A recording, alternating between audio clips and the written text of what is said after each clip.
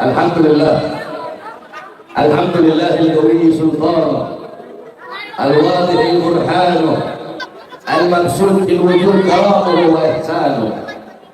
اللهم صل وسلم وبارك وكرم وعذب على نور الانوار وسر الاسرار وترياق الاخيار ومفتاح باب اليسر سيدنا ومولانا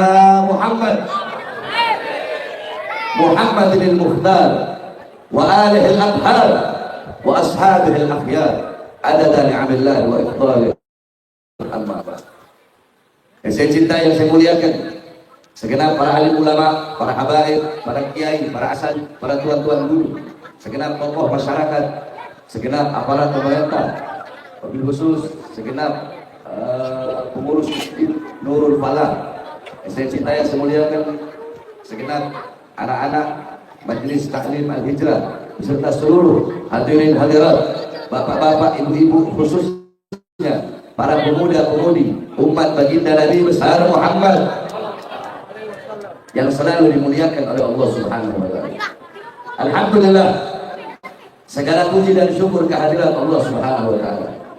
Dialah Allah yang maha besar, yang besar selain Allah kecil. Dialah Allah yang maha perkasa, yang maha kuat, yang perkasa selain Allah, yang kuat selain Allah. Dialah Allah raja di atas para raja, yang raja selain Allah hamba. Dialah Allah yang berkuasa, yang berkuasa selain Allah, kadang berkuasa dan kadang tidak berkuasa. Dialah Allah Subhanahu wa taala yang maha hidup, yang hidup selain Allah pasti akan mati. Yang ada selain Allah pasti akan tiada. Yang wujud selain Allah pasti akan binasa. Sedangkan hidupnya Allah, adanya Allah, wujudnya Allah selama-lamanya akan abadi, tidak akan pernah musnah dan tidak akan pernah binasa. Dialah Allah yang maha berilmu. Yang berilmu selain Allah adalah pencari ilmu. Dialah Allah yang maha tahu. Yang tahu selain Allah adalah pencari pengetahuan. Dialah Allah yang maha melihat. Yang melihat selain Allah buta terhadap warna-warna yang jauh, buta terhadap warna-warna yang tersembunyi. Dialah Allah yang maha mendengar. Yang mendengar selain Allah tuli terhadap suara-suara yang jauh. Dialah Allah yang dimana pada malam hari yang mulia ini, di tempat yang penuh dengan keberkahan ini tempat menjadi tempat turunnya rahmat, menjadi tempat turunnya maghfirat, menjadi tempat turunnya hidayah, menjadi tempat turunnya kasih sayang, menjadi tempat turunnya pengampunan. Karena duduknya kita di ini majlis mendapatkan keberkahan dan kemuliaan daripada majlis ilmunya Allah serta sholawat kepada baginda Nabi besar Muhammad sallallahu alaihi wasallam. Saudara-saudara sekalian yang dimuliakan oleh Allah, kita duduk di majlis taklim al-hijrah. Apa itu hijrah? Perhatikan. Karena saya tadi itu lupa bawa kitab. Karena saya dari pengadilan tadi, dari pengadilan negeri Tangerang, siang sampai sore langsung ke tempat Haji Hasim, baru langsung di sini. Jadi nggak sempat balik untuk bawa kitab. Jadi saya akan jelaskan sedikit apa itu hijrah. Terus ini bulan Maulid, apa itu Maulid? Insya Allah walaupun sedikit bermanfaat. Al-hijrah intiqal an syai' ila syai'. Hijrah itu pindah dari sesuatu kepada sesuatu. Contoh, ini tisu di sini. Tahu-tahu pindah ke sini. Itu namanya hijrah. Intiqal an syai' ila syai'. Yang kedua, al-hijrah intiqal min maudhi' ila maudhi' wa qasdu tarkil awal itharan lis-sali. Yang kedua, pengertian hijrah adalah pindah dari satu tempat ke tempat yang lain, pindah dari tempat yang pertama menuju tempat yang kedua, dan menyengajai, punya maksud, punya tujuan meninggalkan tempat pertama untuk tempat yang kedua. Berarti kalau nyasar bukan hijrah namanya. Ada maksud, ada tujuan meninggalkan tempat pertama menuju tempat kedua. Yang ketiga, al-hijrah, kata Imam Al-Mujahid, tarku dialahum in khafal fitnah wal intidari fi dzatillah. Hijrah itu adalah orang-orang yang meninggalkan rumah mereka, desa mereka, kampung halaman mereka untuk menghindari diri mereka dari fitnah dan kerusakan. Tapi yang paling benar daripada makna hijrah, yang paling sahih adalah yang disampaikan Nabi Muhammad SAW. Apa yang disampaikan Nabi? Apa itu hijrah? Siapa itu orang-orang yang berhijrah? Al-muhajir man hajara ila ma nahallahu anhu. Orang-orang yang berhijrah adalah orang-orang yang meninggalkan apa-apa yang dilarang oleh Allah Subhanahu wa taala. Ketika engkau meninggalkan perbuatan dosa, meninggalkan perbuatan maksiat, maka engkau adalah orang yang berhijrah.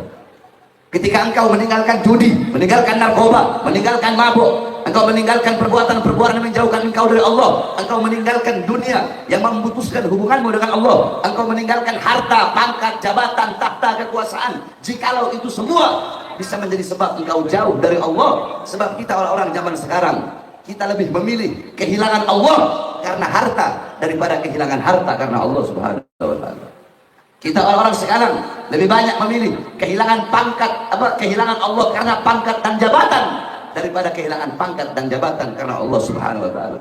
Kecintaan kita kepada dunia membuat kita buta, membuat kita tuli, membuat keras hati kita. Hubbuka syai' yu'mi wa yusimmu. Kecintaanmu kepada sesuatu membuat engkau buta dan tuli. Sesuatu di sini adalah dunia. Dunia di sini adalah sesuatu yang tidak ada hubungan dengan akhirat, tidak ada kaitan dengan akhirat. Mencari dunia untuk dunia, itu dunia. Mencari dunia untuk akhirat, itu adalah akhirat. Banyak orang-orang kita zaman sekarang yang lalai dengan urusan-urusan dunia, sehingga kita meninggalkan urusan akhirat. Kita orang-orang sekarang, kita khawatir besok mau makan apa. Kita khawatir besok bagaimana rezeki kita. Ingat apa kata Allah? Jangan engkau bertanya akan rizkimu esok, sebagaimana aku tidak bertanya akan amalmu esok, kata Allah Subhanahu wa taala. Saudara-saudara, dalam kitab dijelaskan Nabi Ibrahim menjadi kekasih Allah, menjadi Khalilullah karena 3 perkara. Salah satunya Nabi Ibrahim tidak pernah gelisah, tidak pernah risau, tidak pernah khawatir dengan segala sesuatu yang telah dijamin oleh Allah Subhanahu wa taala. Kita kebalik. Sesuatu yang sudah dijamin kita khawatir, kita gelisah. Tapi sesuatu yang belum dijamin kita nggak khawatir, kita nggak gelisah, kita nggak cari. Apa itu? Sorga. Rizki sudah dijamin, tapi kita bersungguh-sungguh mencarinya. Sedangkan sorga belum dijamin, kita biasa-biasa saja. Kita sibuk dengan urusan dunia. Di musola kalian, di masjid-masjid kalian, terdengar panggilan salat. Hayya 'alas shalah, hayya 'alas shalah. Ayo salat. Para pemuda-pemudi, kalian yang punya toko, tutup tokonya. Kalian yang bekerja, berhenti dulu bekerja. Ayo kembali kepadaku. Allah nak minta banyak kita. Ambillah 1 kali sholat sama baca-baca wirid 1 jam. 1 hari 5 waktu kita sholat 5 jam. Satu hari 24 jam. Ambil 5 jam untuk Allah, untuk akhirat. Masih ada 19 jam untuk urusan dunia. Masa kalian tabak, kalian rakus, kalian habiskan seluruh umur, waktu, hari-hari, minggu-minggu, bulan-bulan, dan tahun-tahun kita untuk urusan dunia. Sehingga apa? Ibu-ibu lupa mendidik putra-putrinya dengan pendidikan Nabi Muhammad. Kalian ibu-ibu, kalian tahu di mana letak kursi, di mana letak lemari, di mana letak kasur, di mana letak kamar mandi, di mana letak kompor, di mana letak piring. Kalian tahu, tapi kalian tidak tahu di mana letak anak-anak perempuan kalian ketika malam. Emas, intan, permata, berlian, kalian kunci rapat-rapat. Kalian nggak taruh di luar rumah. Kalau emas, permata, intan, berlian kalian taruh di luar rumah, diambil orang, dirampok orang, dicuri orang. Kalau emas, intan, permata, uang, berlian kalian taruh dalam rumah, kunci rapat-rapat. Kenapa? Anak-anak perempuan kalian umbar seperti binatang. Apakah emas dan permata lebih berharga daripada anak-anak perempuan kalian? Karena urusan dunia, kita bapak-bapak sibuk untuk apa? Pagi, siang, sore, malam untuk memberi makan jasmani anak dan istri kita. Saudara-saudara, jikalau kewajiban kita sebagai suami terhadap istri, jikalau kewajiban kita sebagai bapak terhadap anak cuma ngasih makan jasmaninya saja, apa bedanya dengan binatang? Binatang belum bangun, kau belum bangun kerja, binatang udah bangun duluan cari makan untuk anak istrinya. Ada yang lebih wajib bagi kita sebagai bapak, sebagai suami. Apa? Memberi makan jiwa dan hati anak istri kita. Apa makanan jiwa? Apa makanan hati?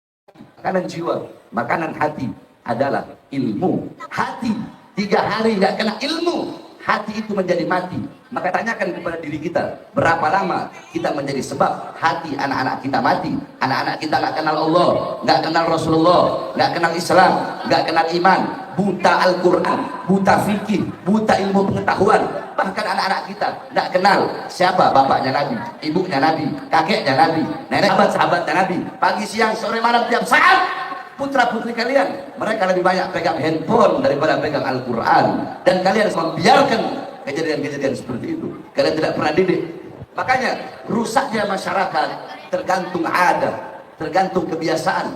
Jikalau kebiasaan-kebiasaan buruk dalam rumah tangga, dalam bermasyarakat, dalam bersosial, dalam kampungmu, jikalau kebiasaan-kebiasaan buruk dibiarkan, maka masyarakatmu akan hancur, kampungmu akan hancur, apalagi para pemuda-pemudinya. Oleh karenanya, hadirin sekalian yang dimuliakan oleh Allah, tempat-tempat seperti ini, majelis-majelis seperti ini adalah majelis-majelis yang menjadi tempat turunnya rahmat Allah, turunnya kasih sayang Allah. Kalian jangan pernah menganggap remeh rahmatnya Allah. Saudara-saudara, satu rahmat Allah itu bisa menghapus seluruh dosa-dosa manusia. Sedangkan tadi kalian bersolawat kepada Rasulullah, man sholatan wahidatan sallallahu alaihi biha asyra. Barang siapa yang bersolawat kepada aku satu kali, maka Allah bersolawat kepadanya 10 kali. Solawat dari Allah itu adalah rahmat. Kalau Allah bersolawat berarti Allah memberikan rahmat. Kalau malaikat bersolawat berarti malaikat meminta ampunan. Kalau umat bersalawat berarti itu artinya doa. Ingat, salawat dari Allah rahmat, salawat dari malaikat maghfirah, malaikat memintakan ampunan. Salawat dari kita umat adalah doa. Nah, kalian bersalawat, ya Rabbi sholli ala Muhammad, ya Rabbi sholli alaihi wasallam. Salawat kalian tadi dibawa oleh malaikat di depan kuburnya Nabi Muhammad. Malaikat bilang, ya Rasulullah, fulan bin fulan, fulan bin fulan, disebut nama kalian satu persatu. Fulanah binti fulan, fulanah binti fulan. Anak-anak majlis Al-Hijrah, jamaah majlis Nurul Falah, Masjid Nurul Falah, mereka bersolawat kepadamu ya Rasulullah. Apa kata Rasulullah? Bawa solawat mereka menghadap Allah. Dibawa solawat kalian menghadap Allah. Ketika solawat kalian dibawa menghadap Allah, apa kata Allah?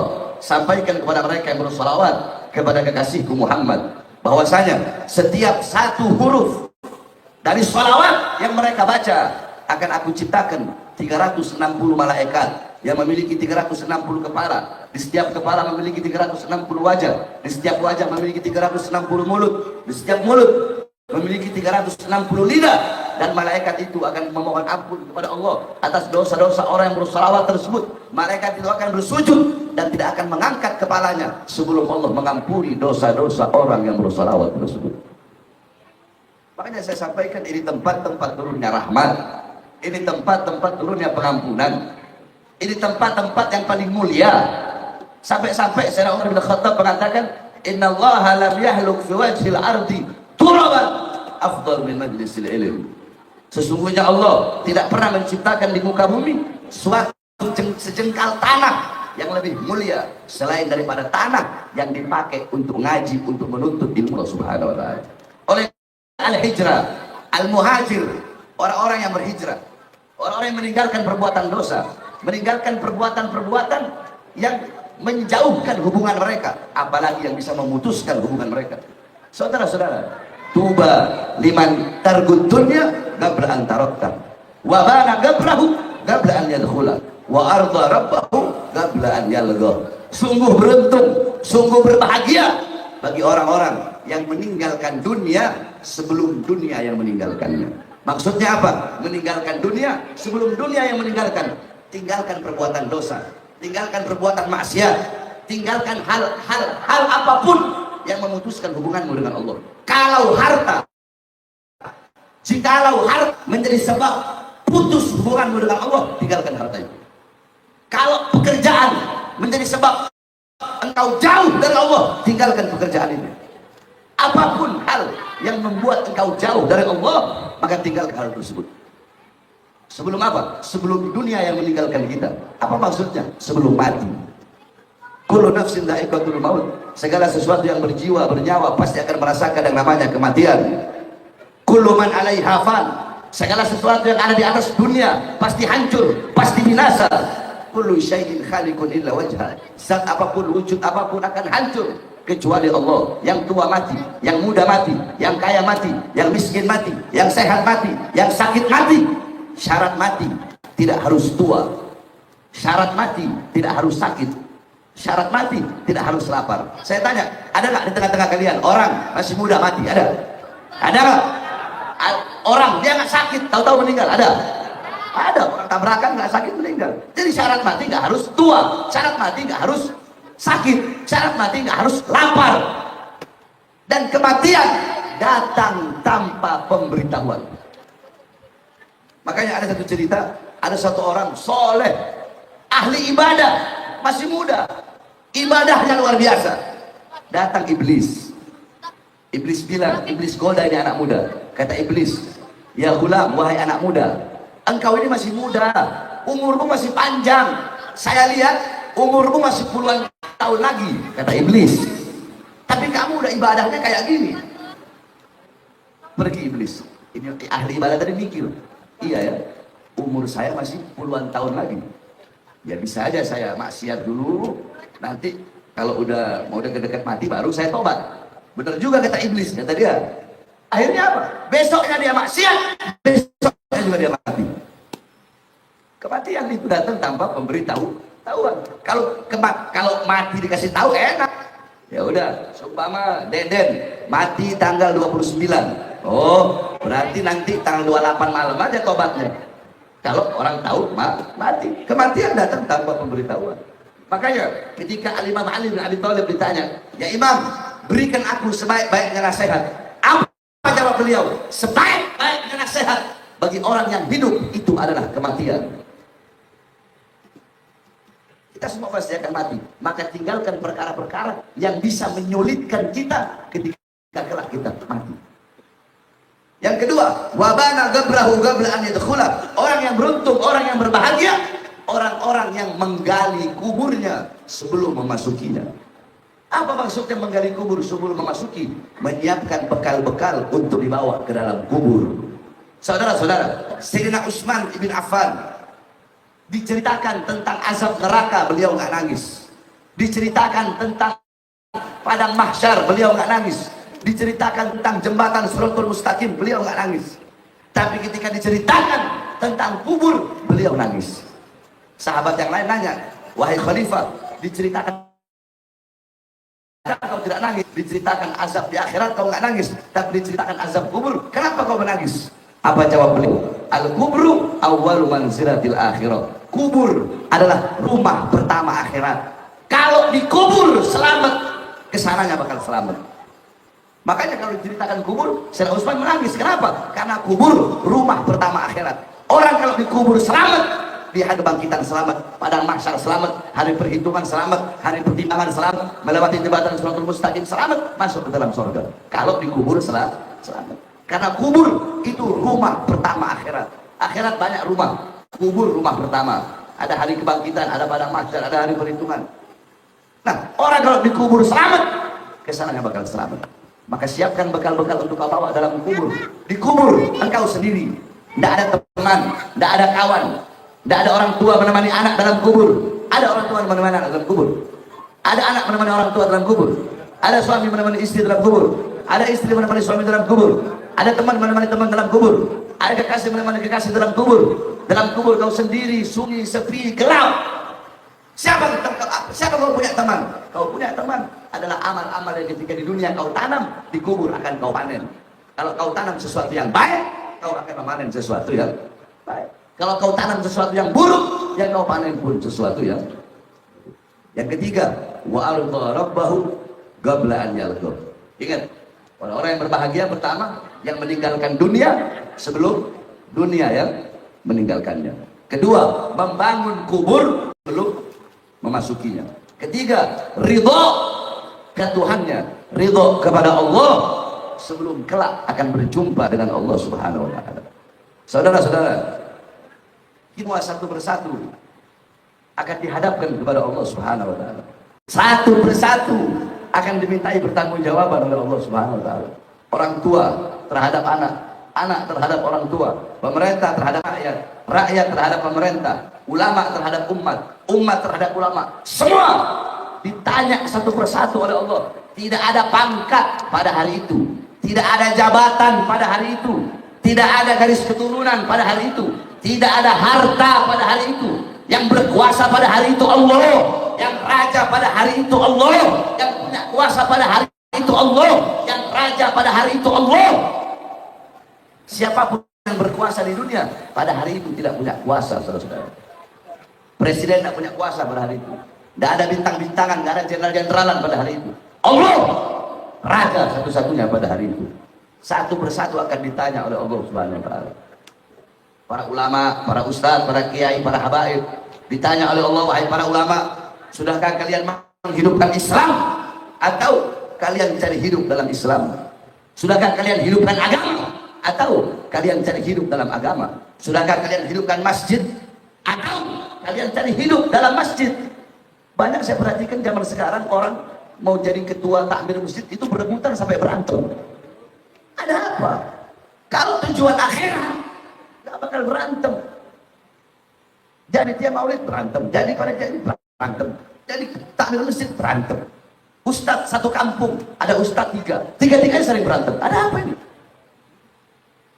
Nabi dan Rasul yang jumlahnya ribuan, kalau semuanya andaikan Allah turunkan di kampung ini, maka beliau-beliau saling berantem. Padahal jumlahnya ribuan. Kenapa? Karena para Nabi dan Rasul tujuannya Ustaz sama Ustaz berantem, Kiai sama Kiai berantem, Habib sama Habib berantem. Gara-gara apa? Beda bendera. Yang satu Ustaz merah, Habib kuning, Kiai kuning, Habib kuning. Tahu maksudnya? Ustaz PDI, Kiai PDI, Habib PDI. Ustaz Golkar, Kiai Golkar, Habib Golkar. Ustaz Gerindra, Kiai Gerindra, Habib Gerindra. Ustaz PKB, Kiai PKB, Habib PKB. Ustaz P3, Kiai P3, Habib P3. Ustaz PKS, Kiai PKS, Habib PKS. Nah, itu maksudnya. Terus deh tuh partai-partai manapun. Tapi kalau saya nggak sebut partai itu. Saling berantem hanya karena beda-beda bendera. Hanya gara-gara beda alumni. Hanya gara-gara beda majelis. Terus kalau berantem bagaimana dengan umat? Ditanya satu persatu oleh Allah. Kenapa kalian kalau ceramah pasang tari? Kalian boleh bersopan. Ulama itu jadi bukan pejabat dulu, enggak, ulamanya dulu. Kenapa? Ulama itu di atas pejabat. Ulama didahulukan oleh Allah. Qul hal yastawi alladziina ya'lamuuna wal ladziina la ya'lamuun. Ay la yastawuna abada, la fid dunya wala fil akhirah. Enggak ada ceritanya pejabat lebih tinggi dari ulama, enggak ada. Karpet yang kau duduki, karpet yang kalian duduki untuk ngaji, untuk menuntut ilmu, untuk bersolawat di sisi Allah, karpet yang kau duduki lebih mulia daripada kursi presiden. Ingat, al-muluk hukamun 'alan nas. Para raja, para penguasa, mereka bisa menghakimi rakyat, membuat aturan kepada rakyat. Terus siapa yang bisa menghakimi mereka? Al-ulama hukamun 'alal muluk. Itu yang berkata Al-Imam Abu Aswad Ad-Du'ali. Kata Imam Abu Aswad, ulama itulah beliau yang bisa menghakimi para raja, yang bisa menghakimi para penguasa. Semuanya penguasa, pejabat ditanya oleh Allah pada hari itu. Satu persatu, ulamanya udah pejabat, RT, RW, lurah, camat, bupati, wali kota, gubernur, menteri, presiden, anggota dewan, semua pejabat satu persatu ditanya oleh Allah Subhanahu wa taala. Sudahkah kalian adil terhadap rakyat? Sudahkah kalian amanah terhadap rakyat? Sudahkah kalian bikin rakyat makmur? Sudahkah kalian bikin rakyat senang? Sudahkah kalian bikin rakyat sejahtera? Atau sebaliknya, kata Allah, kalian bohongi rakyat, kalian tipu rakyat, kalian buntu sama rakyat. Kalau cuma ada maunya doang, kalian memberikan janji-janji palsu kepada rakyat.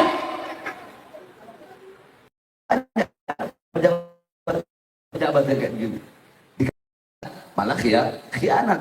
Bukannya bikin rakyat senang, bukannya bikin rakyat makmur, malah bikin rakyat susah, malah bikin rakyat nggak sejahtera. Seperti kejadian kemarin. Kenapa bisa terjadi kerusuhan di mana-mana? Kenapa bisa terjadi kerusuhan di mana-mana? Itu adalah puncak daripada ketidakadilan yang dirasakan oleh masyarakat, oleh rakyat. Lihat kemarin semua yang turun, semua yang turun rata-rata. Kenapa? Karena mereka sudah mau melihat ketidakadilan,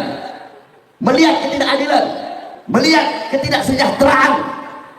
Rakyat lagi susah-susah, rakyat lagi menderita-menderitanya, malah dicekik dengan pajak dinaikkan, justru malah rakyat tambah susah, rakyat menderita, rakyat pajaknya naik, tunggangan anggota dewan malah dinaikin. Gimana gak marah rakyat? Makanya ini menjadi pelajaran, peristiwa kemarin menjadi pelajaran, menjadi nasihat bagi para pejabat, bagi para aparat, bahwasanya jangan pernah main-main dengan kami, bangsa dan rakyat Indonesia. Kalian pejabat, kalian digaji oleh kami rakyat, betul? Mereka dari siapa? Sedangkan mereka dari siapa? Lebih jelas mereka dari siapa? Dari rakyat. Kalian harus melayani rakyat, bukan bikin rakyat seperti binatang. Kurang ajar kalian. Kalian dipilih sama rakyat, harus amanah, jangan khianat. Goblok, dia yang tolol ngomongin rakyat tolol, si Sahroni goblok satu. Rakyat lagi susah-susahnya malah joget-joget. Apa makanya kalau kalian mau pilih anggota dewan, mau pilih RT sampai presiden, itu pilih yang benar-benar. Jangan cuma menang artis, menang tampan, menang tersohor, menang dikenal, langsung main pilih aja. Lihat dulu amanat nggak, baik nggak, bisa mensejahterakan nggak. Jangan kalian menjual suara kalian, jangan kalian menjual apa nasib kalian ke depan, nasib bangsa, nasib kampung, nasib masyarakat. Jangan kalian jual beras, hanya demi uang. Kalian jual suara kalian kepada orang-orang yang tidak amanat, kepada orang-orang yang khianat, sehingga bikin rusak bangsa dan negara kita, saudara-saudara. Oleh karenanya mudah-mudahan ke depan Indonesia menjadi negara yang aman. Ini saatnya kita bersatu, betul? Masyarakat bersatu, pemuda, pemudi, orang tuanya semua kita bersatu. Sama-sama kita bersatu, kita menjaga persatuan, perdamaian. Karena kalau terjadi seperti yang kemarin, yang rugi adalah kita masyarakat, saudara-saudara. Ya, masyarakat dibenturkan dengan polisi. Polisi mereka nggak milih, emang mereka milih? Mereka milih anggota dewan? Enggak, polisi nggak milih. Nggak milih RT, nggak milih presiden, tapi dibenturkan bersama rakyat, dibenturkan bersama masyarakat. Akhirnya saudara kita Afan Kurniawan tewas, 4 orang di Makassar tewas, polisi hampir 50 orang terluka. Akhirnya apa? Rakyat sesama rakyat yang berdarah, masyarakat dengan masyarakat yang berdarah. Maka kita berharap ke depan tidak ada lagi darah yang tumpah. Sama-sama kita jaga persatuan, kita jaga keamanan, kita jaga kesejahteraan kampung-kampung kita semua dari para pengkhianat bangsa, saudara-saudara. Kita jaga semua, karena apa? Indonesia bukan milik agama manapun, kelompok manapun, partai manapun. Indonesia bukan milik PDI, bukan milik Gerindra, bukan milik PAN, bukan milik Demokrat, bukan milik PKB, bukan milik P3. Indonesia bukan milik Kapolri, bukan milik Panglima TNI, bukan milik kejaksaan, bukan milik anggota dewan. Indonesia bukan milik manapun, bukan milik partai manapun, bukan milik lembaga manapun, tapi Indonesia milik kita bersama, bangsa dan rakyat Indonesia. Allahu Akbar. Hidup rakyat, hidup rakyat. Indonesia merdeka, merdeka. Siap bersatu, siap jaga keamanan, siap jaga kondusivitas, siap jaga NKRI, siap jaga NKRI, siap hancur di Islam, siap binasa di Indonesia, siap mati di NKRI, siap mati di Merah Putih. Allahu Akbar. Indonesia merdeka, merdeka, merdeka. Allahu Akbar. Mudah-mudahan pejabatnya jadi pejabat yang baik. InsyaAllah kita doakan jadi pejabat yang baik, yang taat, yang patuh, yang tunduk. Makanya jadi pejabat jangan bangga sama pangkat, jangan bangga sama jabatan. Khiyarul umara alladzina ya'tunal ulama. Perhatikan, khiyarul umara alladzina ya'tunal ulama. Sebaik-baiknya pejabat adalah pejabat yang mendatangi wasyirarul ulama alladzina ya'tunal umara. Dan seburuk-buruknya ulama, sebangsat-bangsatnya ulama yang mendatangi pejabat dengan tujuan dunia, kekuasaan, pangkat dan jabatan. Mudah-mudahan Allah Subhanahu wa taala selamatkan kita semua dari segala macam fitnah dan kerusakan. Pulang dari sini bawa berkah. Pulang dari sini jadi pribadi yang lebih baik, lebih taat, lebih patuh dan takut kepada Allah Subhanahu wa taala. Tanamkan dalam hati kalian rasa takut kepada Allah. Bapak-bapak, Nabi Adam alaihissalam, Nabi Adam berbuat satu kesalahan. Selama 100 tahun Nabi Adam tidak mengangkat kepalanya ke langit. 100 tahun Nabi Adam nunduk, berbuat satu kesalahan. 100 tahun nunduk malu kepada Allah. Kita pagi, siang, sore, malam berbuat dosa, tapi gak ada malu-malunya dan gak ada takut-takutnya kepada Allah Subhanahu wa taala. Maka insya Allah pulang dari sini bertambah taat kita, bertambah rasa takut kita. Anak-anak kita tidak anak-anak yang soleh-solehah. Keluarganya semua dari sini, insya Allah rumah tangganya sakinah mawaddah warahmah. Insya Allah semuanya Allah kasih rezeki yang halal, barakah, berkah dunia akhirat, mendapatkan kebaikan dunia akhirat, mendapatkan rahmat dunia akhirat, selamat dunia dan akhirat. Amin amin ya rabbal alamin. Rabbi fanfa'na bi barakatihim wahdina al-husna bi hurmatihim wa aminna fi tariqatihim wa mu'afati minal fitani. Bismillahi babuna, tabarak hitanuna, yasin saqfuna, kaf ha ya ain sad kifayatuna, hamim ain sin qaf himayatuna. Fasayfikumullah wa huwa samiul alim. Fasayfikumullah wa samiul alim. Fasayfikumullah wa samiul alim. Wa sallallahu alaihi wasallam Muhammadin wa ala alihi washabbihi wa alihi wasallam. Walhamdulillahirabbil alamin. Wal 'afwu minkum. Wassalamu alaikum warahmatullahi wabarakatuh.